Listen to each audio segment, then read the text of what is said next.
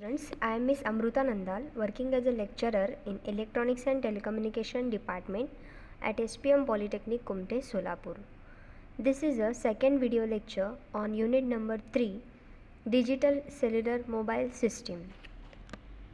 In last video lecture, we had discussion on what is GSM, what are the features of GSM. There are two important features of GSM. First is a subscriber identity module and second one is a on-air interface. Subscriber identity module is nothing but the SIM card, and the next uh, bit is services offered by GSM. Also we have learned what are the services offered by GSM, like teleservices, data services. In teleservices there are emergency calling is there, fax, video text, teletext is there, and other services are there like user services, telephone services, bearer services, and the supplementary ISDN services. So all features and services we already learned in last video lecture.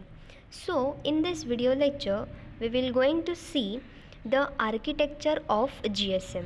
Okay, so already we know the introduction of GSM, that is Global System for Mobile Communication, why it is developed, and first GSM which is developed in Germany, it is named as a D2, and it is the first digital cellular system. Okay, so in this video we will going to see GSM architecture. Okay, so what is the architecture, what it consists?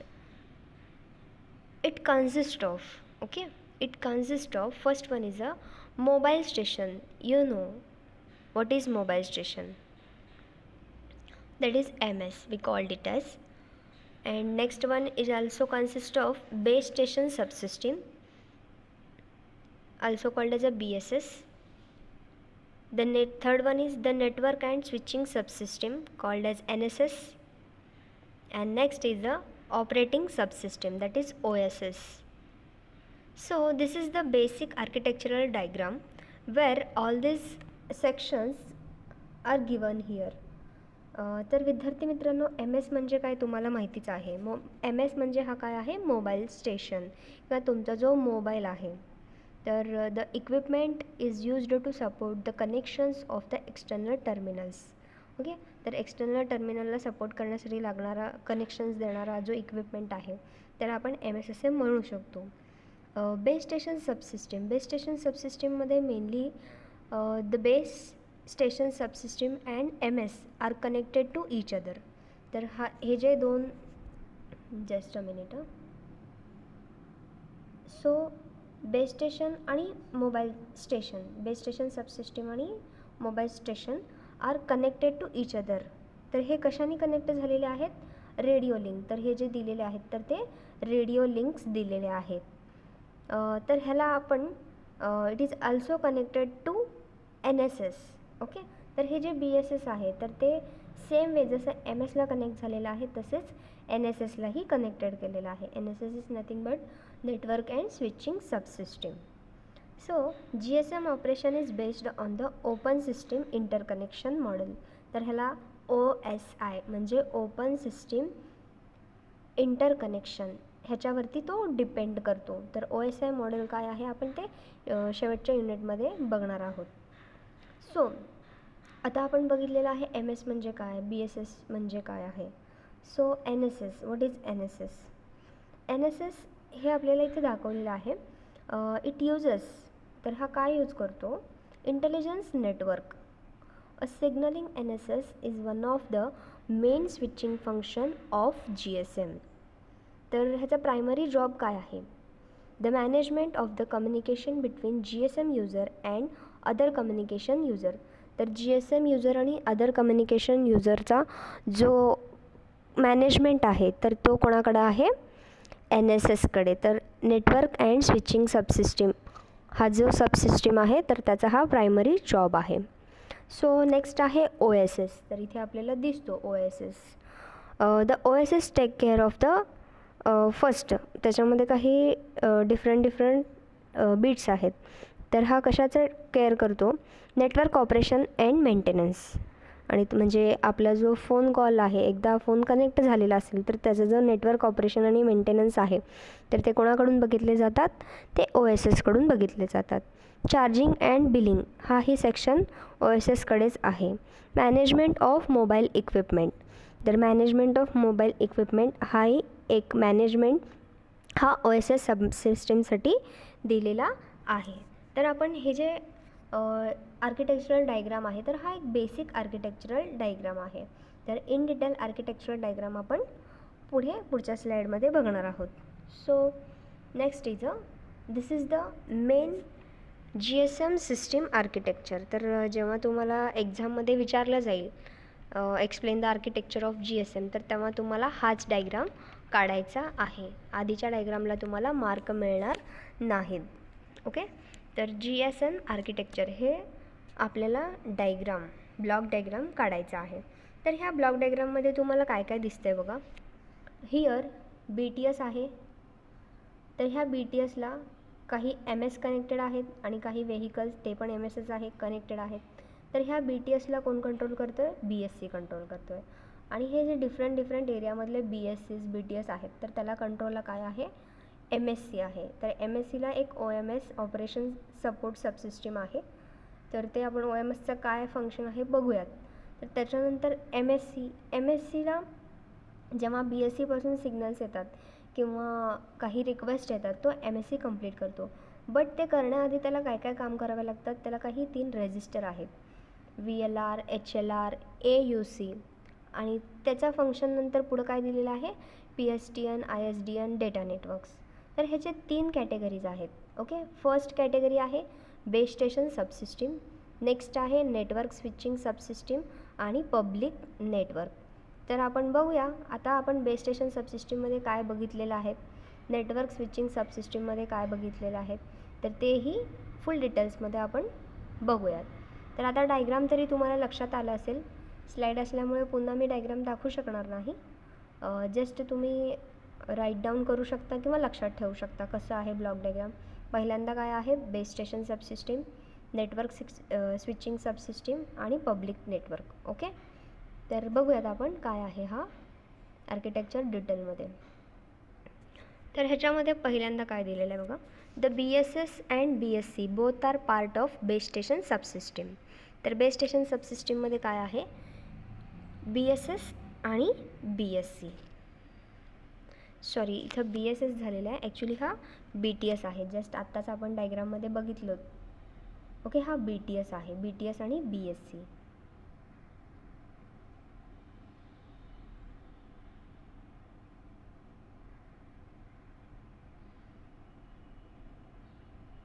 तर हा काय आहे, this is the BTS.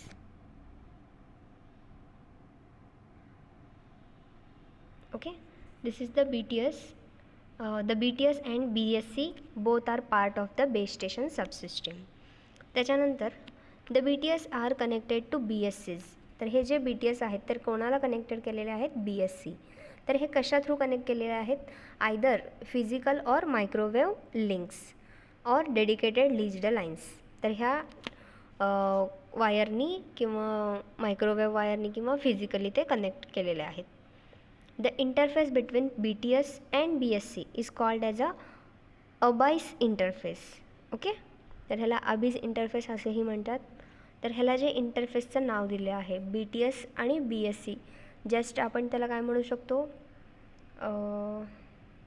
Base station subsystem, त्याला आपण काय म्हणणार आहे, Abis interface. The BSCs are physically connected to MSC. तर पहिल्यांदा BTS BSCला कनेक्ट झाले फिजिकली आणि हे जे BSCs आहेत ते पुढे कुठे कनेक्ट होतील, MSCला, ते पण through microwave links or dedicated leased line. आणि त्या इंटरफेसला काय बोललेलं आहे, it is a A interface. OSS support one or more operation maintenance center.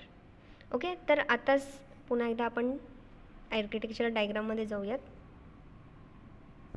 Okay, just see here. तर BTS आणि BSCमध्ये काय आहे, तर इथे काय आहे, अबीस इंटरफेस आहे. आणि BSC आणि MSCमध्ये काय आहे, it is a A interface. आणि हे जे दोन्ही आहेत BSCs आणि MSCs, तर ह्याच्या सेंटरला काय दिलेलं आहे, एक सपोर्टिंग सेंटर आहे, त्याला आपण operation maintenance centre OMC, operation maintenance centre असे म्हणतात त्याला. The OMC is used for monitoring and maintaining performance of each MS, BS आणि BSc. तर हे जे ऑपरेशन मेंटेनिंग मॉनिटरिंग वगैरे आहे, तर MSCचा BTS BSc, तर हे जे त्याचं मॉनिटरिंग आहे, म्हणजे कॉल वगैरे, त्याचे ट्रॅफिक वगैरे कंट्रोल करणे, त्याचे रिक्वेस्ट ॲक्सेप्ट करणे, तर ते जे काम आहे तर ते कोण पाहतं, OMC पाहत असतं. त्याच्यानंतर आपण नेक्स्ट बघूयात. ओके, तर OMC म्हणजे काय बघितलेलंच आहे आपण आता. The NSS contain 3 different database. तर NSS म्हणजे काय आहे, it is a network switching subsystem. तर हा कधी स्टार्ट होतो, MS पासून, म्हणजे जोपर्यंत BSc आहे तिथंपर्यंत बेस स्टेशन सबसिस्टीम असतील. BSc नंतर काय सुरू होणार आहे, NSS सुरू होणार आहे, it is a network switching subsystem. तर त्याच्यामध्ये 3 डिफरंट डेटाबेस आहेत. तर 3 डिफरंट डेटाबेस कुठले कुठले आहेत, दॅट इज HLR, VLR आणि AUC. HLR म्हणजे काय, it is a home location register.